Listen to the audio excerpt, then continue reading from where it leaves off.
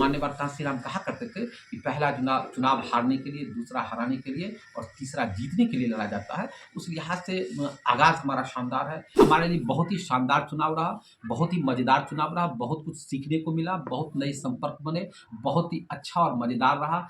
हमने मन से लड़ाई की थी और हम अपनी लड़ाई से संतुष्ट हैं। जो लोग 9-9 बार से जीत रहे हैं लोग, उनको भी इतना ज़्यादा वोट आया है, लेकिन इनको इतना कम वोट क्यों आया? वोट इसलिए कम आया कि जिन मुद्दों को लेकर हम जनता के बीच में गए थे, जनता ने हमारे इस मुद्दे को स्वीकार किया और सीधे तौर पर जो निर्दलीय उम्मीदवार थे 6-7 और राजद का वोट बढ़ा, इसी बिहाफ पर बढ़ा। मुख्यमंत्री से हम लोग मांग करते हैं कि शेष बचा हुआ जो 1,90,000 रुपया है, वो अविलंब सभी बहनों माताओं के अकाउंट में दे दिया जाए, ताकि वो व्यवसाय को शुरू कर सकें। पूरे बिहार में एक क्लीन स्वीप हो गया, 200 से ज़्यादा सीट एनडीए को आ गया है। ऐसे में 6200 मत लाना भी कोई छोटी उपलब्धि नहीं है। बिहार विधानसभा का चुनाव हुआ और आप सरारंजन से प्रत्याशी रहे। सरारंजन के लोगों को सबसे पहले क्या कहना चाहेंगे? बस धन्यवाद, बहुत बहुत आभार। जिस तरीके से आपने लोकतंत्र के इस महापर्व में हिस्सा लिया, वो वाकई काबिल तारीफ है और सभी लोगों को तहे दिल से धन्यवाद। अभी आपको जितना वोट आया, जितना मत आया, तो आपको चुनाव में आप लगातार घूम फिर रहे थे, तो आपको क्या खूबी और क्या खामी लगी ताकि लोग वोट किए आपको? कुछ भी रही बात मुझे वोट मिलने की, तो मैं तीसरा सबसे ज़्यादा मत पाने वाला प्रत्याशी हूँ। हाँ, ये बात सही है कि 6200 के करीब मुझे मत मिला है, लेकिन ये बात भी सत्य है कि मैं तीसरा प्रत्याशी हूँ। यहाँ जनसुराज जैसी पार्टी के भी उम्मीदवार थे, उनसे भी ज़्यादा मत मुझे मिला है। पिछले बार करीब 9 या 12 हज़ार नोटा का मत मिला था, तो इस बार नोटा का कम मत मिला और हमें ज़्यादा मत मिला है। तो ये एक दिखाता है कि लोगों का भरोसा है। हम किसी पार्टी से नहीं थे, इसके बावजूद जो 6200 या 6300 लोगों ने हमें स्वीकार किया है, हमारी बात को रखा, तो आप कह सकते हैं ये खालिस वो लोग हैं जो हमारे मुद्दे के समर्थन में थे और वो जानते थे कि हम बदलाव के वाहक बनेंगे। या राजद का आप देखिए कि जिस तरीके से जदयू का वोट बढ़ा, पिछले लोकसभा चुनाव में माननीय नित्यानंद राय को, गृह राज्य मंत्री को 93,000 वोट आया था सरारंजन से, और 73,000 वोट आया था माननीय विधायक आलोक मेहता को, जो लोकसभा का चुनाव लड़े थे। 20,000 वोट का फासला था और इस विधानसभा में भी राजद और जदयू के बीच 20,000 वोट का ही फासला है, फासला नहीं बढ़ा है। आप इस बात को देखें तो 69-69,500 पिछली बार अरविंद साहनी को आया था यहाँ से राजद के बतौर उम्मीदवार, और इस बार 82 से 83,000 के बीच मत आया है, यानी 12,000-13,000 मत अरविंद साहनी का बढ़ा है। और पिछले लोकसभा में माफ़ कीजिएगा, अगर लोकसभा से आप कंपेयर कीजिएगा तो 73,000 वोट आया था आलोक मेहता जी को, और इनको 82 या 83,000 वोट आया है, यानी 10,000 वोट बढ़ा आरजेडी का। और ठीक इसी तरीके से 93,000 वोट आया था आदरणीय नित्यानंद राय जी को, तो 9,000 वोट जदयू को बढ़ गया, यानी 1,02,000 हो गया। जो बढ़ा हुआ अनुपात है, दोनों का सेम है। आप इस समीकरण को समझने की आवश्यकता है कि लोकसभा में जो वोट का प्रतिशत था, राजद का भी वोट उतना ही बढ़ा कमोबेश जितना जदयू का बढ़ा, जो आप लोकसभा से कंपेयर कीजिए, तो आप देखेंगे कि सभी जगह जीत का जो अंतर है, आप सम्राट चौधरी जैसे कद्दावर नेता को देखिए 1,40,000 के करीब वोट आया, विजय सिन्हा को देखिए 1,40,000 के करीब आया, विजेंद्र यादव जो लगातार मतलब 9 बार या 10 बार से जीत रहे हैं मधेपुरा के क्षेत्र से, वहाँ बहुत वोट आया। लेकिन यहाँ जदयू के खुद को कद्दावर कहने वाले नेता को उतना वोट नहीं आया। 1,02,000 वोट आया, निश्चित तौर पे 18 या 20,000 से जीत है, निश्चित तौर पर जीत है। लेकिन जब डेटा में आप इसकी तुलना कीजिएगा तो वोट ज़्यादा नहीं है।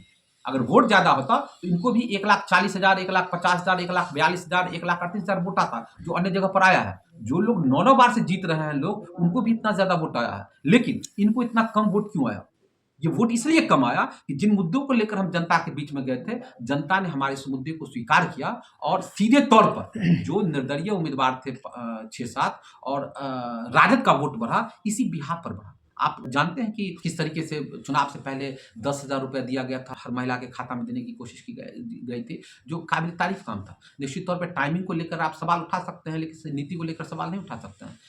आदरणीय नेता माननीय नीतीश कुमार के प्रशासनिक नेतृत्व का मैं शुरू से प्रशंसक रहा हूँ, मैं अभी भी प्रशंसक हूँ। लेकिन अब मंत्री से और मुख्यमंत्री से हम लोग मांग करते हैं कि शेष बचा हुआ जो 1,90,000 रुपया है, वो अविलंब सभी बहनों माताओं के अकाउंट में दे दिया जाए, ताकि वो व्यवसाय को शुरू कर सकें। 10,000 में कोई व्यवसाय नहीं होता है। जीएसटी बनवाने के लिए जाइएगा तो 10,000 खत्म हो जाता है, तो 10,000 तो हो गया। बस अब कृपा कीजिए, हाथ जोड़ के आप लोगों से अनुरोध करते हैं, जो बचा हुआ 1,90,000 रुपया जो है, वो अविलंब आप दे दीजिए, ताकि वो अपने रोजगार और व्यवसाय को कर सकें। चुनाव परिणाम से आप कितने संतुष्ट हैं? हम पूर्णतः संतुष्ट हैं, हम इसमें असंतुष्टि की कोई बात नहीं है। और मैं फिर कहता हूँ कि आप डेटा पर आप जाइए तो आपको ये चुनाव प्रचार बहुत ही आश्चर्यजनक तरीके से आपको चौंकाने वाला ये परिणाम है। जब सम्राट चौधरी, विजय सिन्हा या इस तरह के जो कद्दावर या विजय यादव जी जो मधेपुरा से मैंने कहा, मधेपुरा लोकसभा के अंतर्गत वो सीट आता है, वैसे लोगों को 1,40,000 1,42,000 मत आता है, तो आखिर क्या बात हो गई कि कथित तौर पर जदयू के सबसे कद्दावर नेता माने जाने वाले नेता विजय कुमार चौधरी को, मैंने कहा कि कथित तौर पर खुद को सबसे बड़े नेता मानने वाले लोग विजय कुमार चौधरी जी को 1,02,000 मत क्यों आया? उनका भी आंकड़ा 1,40,000 होना चाहिए। लेकिन 1,40,000 नहीं आना इस बात को रेखांकित करता है कि हमने जो किया, लोगों ने इस बात को स्वीकार किया, लोगों ने इसको एक्सेप्ट किया। लेकिन चूंकि मेरा कोई संगठन नहीं था, किसी गांव में मेरा संगठन नहीं था, किसी पंचायत में मेरा संगठन नहीं था, हमने जो मुद्दा उठाया, लोग हमारी तरफ अट्रैक्ट हुए, उसको वोट में तब्दील करने वाले लोग हमारे ग्राउंड पे कार्यकर्ता नहीं थे। अगर मैं भी किसी पार्टी से होता या 5 साल पहले से बिना पार्टी की अगर तैयारी करता, तो आप परिणाम अलग देखते। तो आप ये पाएंगे कि लोग हमारी बात को, हमारे मुद्दों को उन्होंने स्वीकार किया है, उन्होंने एक्सेप्ट किया है। लेकिन चूंकि हमारा संगठन नहीं था, इसलिए उस मुद्दे को, उस विचारधारा को हम वोट में तब्दील नहीं करा पाए। तथापि इतने बड़े चुनाव में जब पूरे बिहार में क्लीन स्वीप हो गया, 200 से ज्यादा सीट एनडीए को आ गया है, ऐसे में 6200 मत लाना भी कोई छोटी उपलब्धि नहीं है हमारे लिहाज से। जो मैं डेटा एनालाइज कर रहा हूँ, कुछ दिनों पहले प्रशांत किशोर ने एक बहुत शानदार डेटा दिया था कि पूरे बिहार में मात्र 1250 लोगों का ही परिवार है स्वतंत्रता के बाद से अभी तक की राजनीति में हस्तक्षेप करता आया है। यानी जो भी एमपी बने हैं या एमएलए बने हैं, मात्र 1250 लोगों के ही परिवार से बने हैं। पहली बार में ही इतना जोरदार धक्का देना निश्चित तौर पे हमारे टीम के लिए बड़ी उपलब्धि है।